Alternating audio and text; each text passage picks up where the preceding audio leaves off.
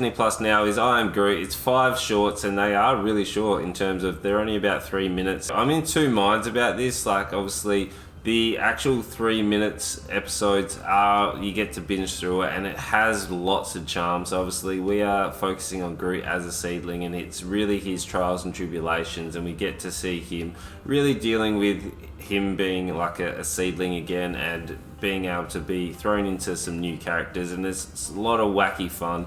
Obviously Groot is one of those really childlike, mischievous kind of characters, and he does have some really good comical moments considering he only has a very minimal dialogue. But each of these episodes does escalate. Like when the first episode to the 5th episode, it has a really nice progression where you can see Groot like really coming into his own again.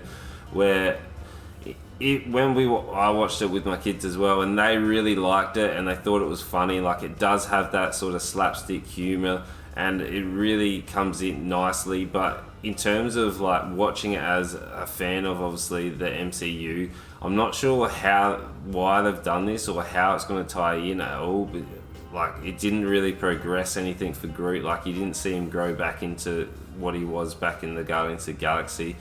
But it's really it's a little bit confusing because on the one hand it's really fun, it's really charming, it has those comical moments, and my kids really liked it. I laughed at quite a few little things. Like, it was enjoyable, but I just don't see how it ties in. So I'm not going to give it a rating, but I'm definitely going to say you can sit down, watch it, and it's going to be enjoyable. But if you're looking for anything more in terms of seeing the progression of Groot and seeing him sort of come back into his own and be part of the MCU, like, it doesn't really get in there. You get a little bit of, you do get a cameo in the 5th episode, a raccoon, and that's really cool to see as well. Like, that's the highlight of the series is episode 5. But unfortunately, like, I struggle to see how it ties into everything, whether this was just a standalone production. Like, the animation is awesome. You can see how much detail and how much sort of thought has gone into it. Like, the editing's really crisp and the animation is top notch. So yeah, for me, check it out and let me know what you think about it and how you think it's going to tie in, or if it's going to tie in at all, or I should just sort of get over it and be like,